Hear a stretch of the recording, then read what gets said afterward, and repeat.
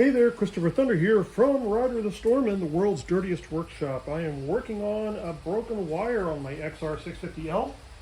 I'm pretty sure that a rock hit a wire. Well, it would be this side. So it must have gotten pinched somewhere in here, and the wire is now broken. But it's not a visual thing. The wires were well protected along the frame here. So along this frame rail, everything was fine. This is where it was exposed. You can see the wires are just kind of loose here, and they were always kind of suspended from here to here and never really pushed against the plastic and taped there. So this wasn't really put together quite right. You don't want to have wires hanging open here like this, because a rock can come along and tear right through that wire. Or say a stick that's spinning around inside your wheel, that can come along and tear through that, and you can break your wire.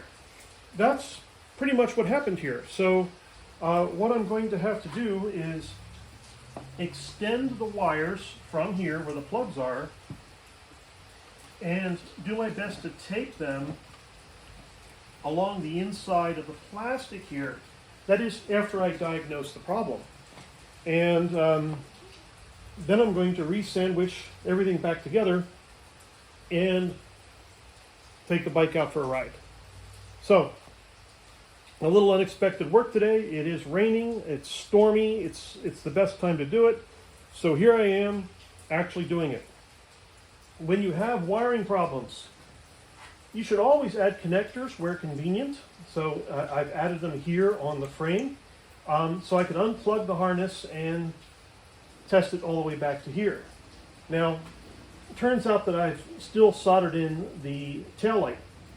Well, maybe I'll cut them later and add some plugs there so I can take the whole thing out and diagnose it if necessary. But for now, I have plugs for the turn signals because I knew these wires would go bad because they were hanging out in the open, and I knew this would happen. I did, and sure enough, here we are, about a year or two later, and it's happened. So, lesson learned, got to make it right, got to make it tough, got to make it rock resistant and tree limb resistant. Yes, I do.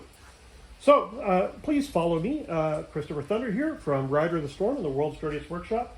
Don't forget to subscribe, and check in now and then for my funny little posts on my Facebook page. Have a great day. Bye-bye.